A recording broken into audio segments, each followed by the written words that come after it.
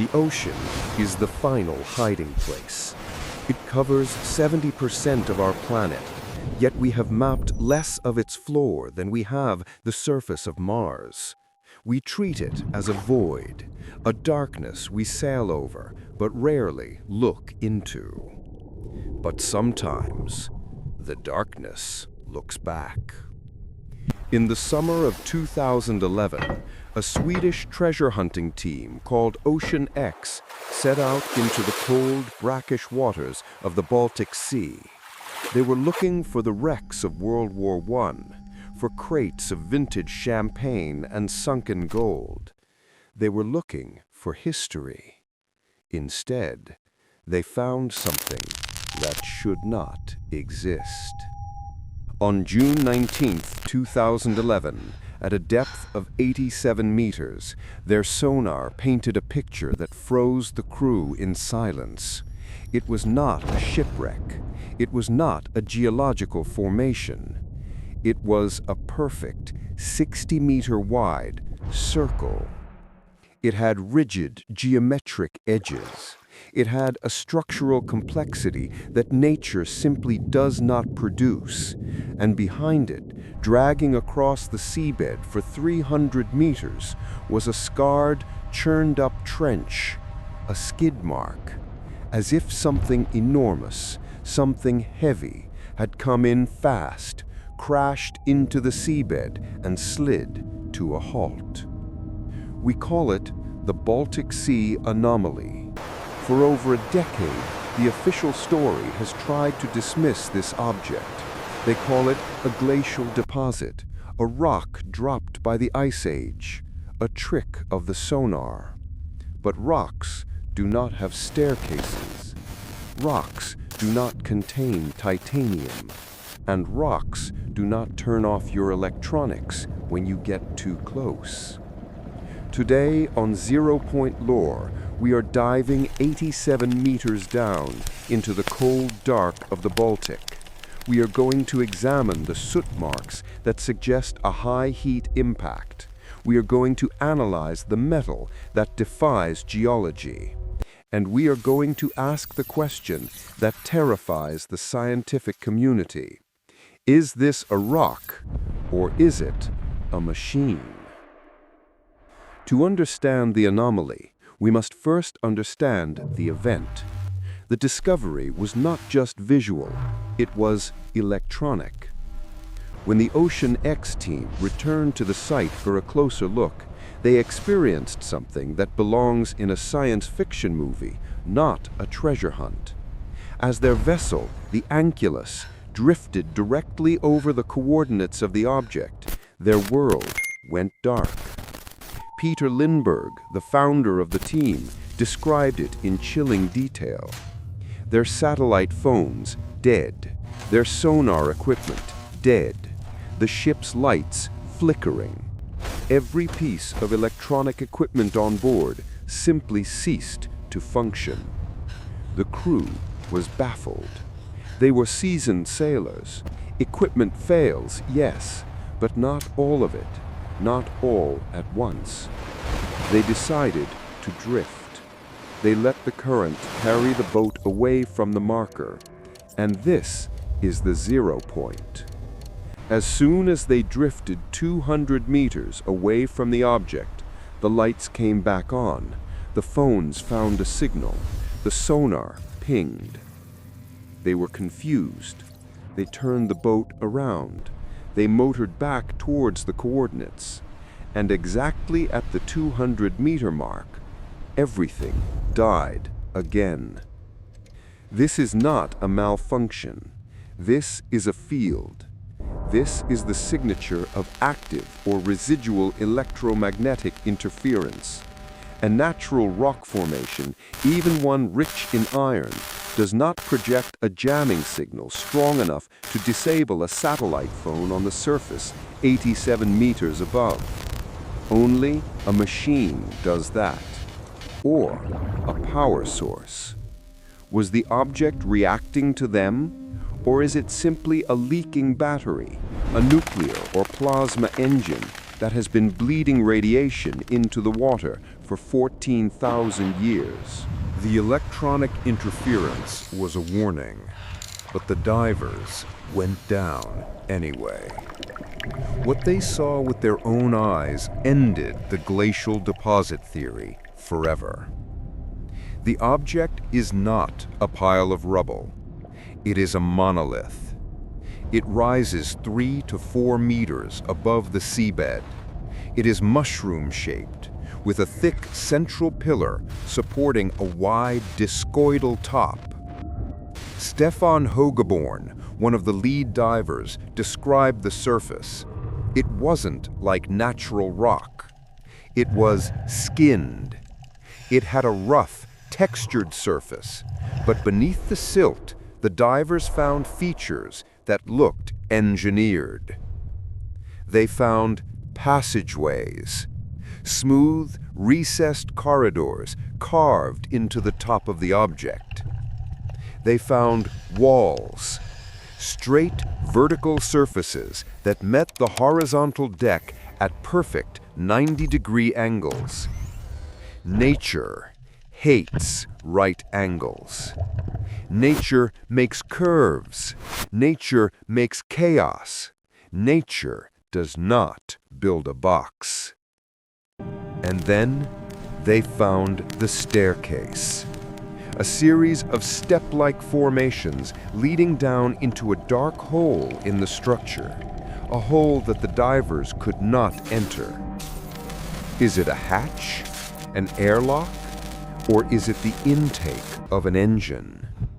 But the most disturbing discovery was not the shape. It was the scar. On the top of the object, the divers found patches of a strange black substance. It looked like soot. It looked like the residue of a fire. Let us pause and consider the physics of this. We are 87 meters underwater. How do you get fire damage at the bottom of the sea? Volcanic activity? The Baltic Sea has no active volcanoes. There are no hydrothermal vents here. So what creates a layer of charred black residue on the surface of a massive object? There are only 2 possibilities. Possibility 1, the object was on the surface when it burned.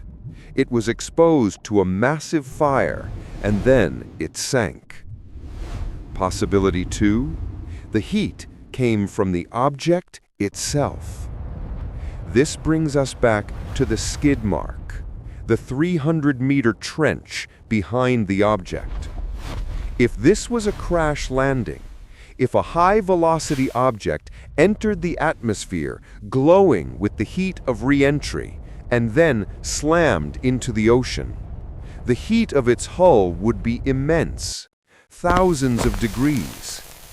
Could the soot be the carbonized remains of the organic matter, the algae, the sea life that was instantly incinerated when this superheated object touched the seabed? Or is it the scorch mark of a thruster, a retro rocket fired in a desperate attempt to slow the descent? The soot is a thermal anomaly. It proves that at some point in its history, this cold underwater stone was hotter than a blast furnace. The skeptics demanded proof. They said, "Bring us a piece." So the Ocean X team chipped off a fragment of the object.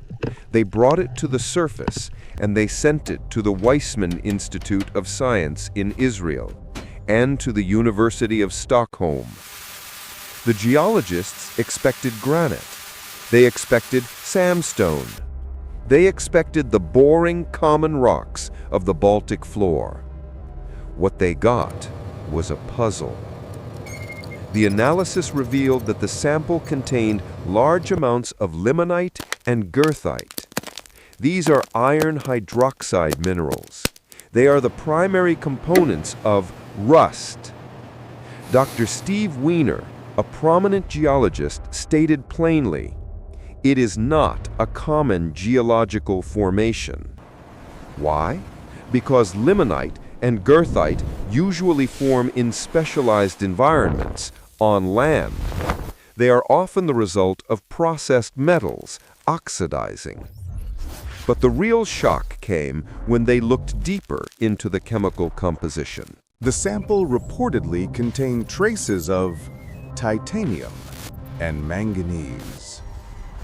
Titanium, the metal of the gods. Lightweight, incredibly strong, heat-resistant.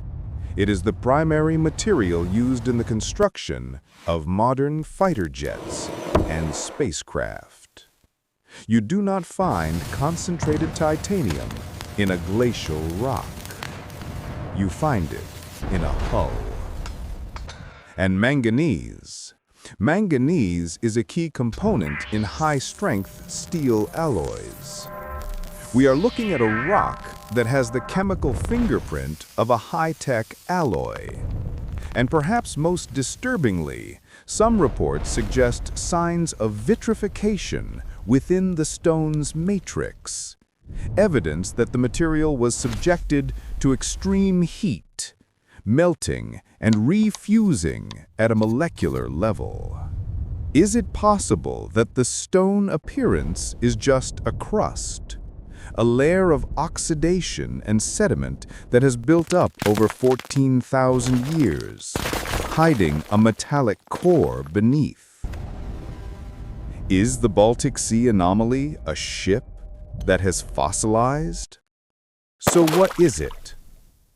The safe theory, a glacier erratic.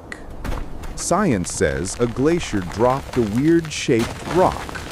The skid mark is just the path the glacier took. But this ignores the titanium. It ignores the soot.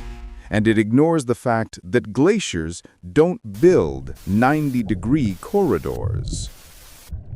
The history theory, the Nazi anti-submarine trap.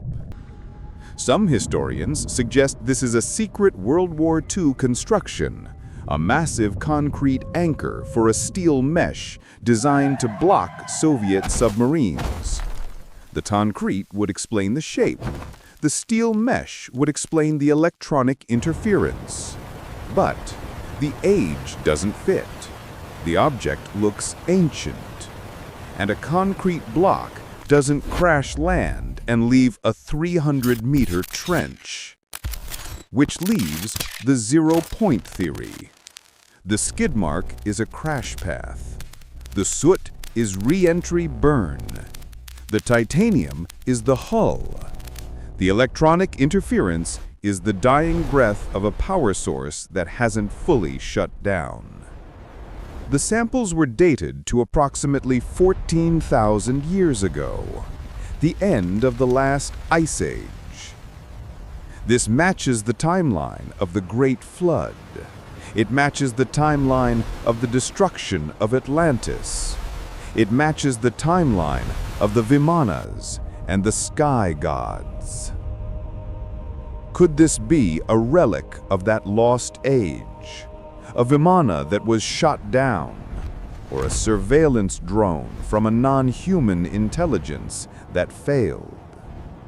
The Baltic Sea Anomaly sits there today, silent, massive.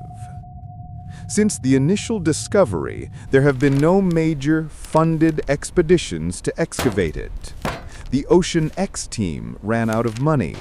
The governments of Sweden and Finland have shown zero interest. Why? If there was a spaceship in the forest, the military would be there in an hour. Why is a spaceship in the ocean ignored? Perhaps they already know what it is. Perhaps they have visited it quietly.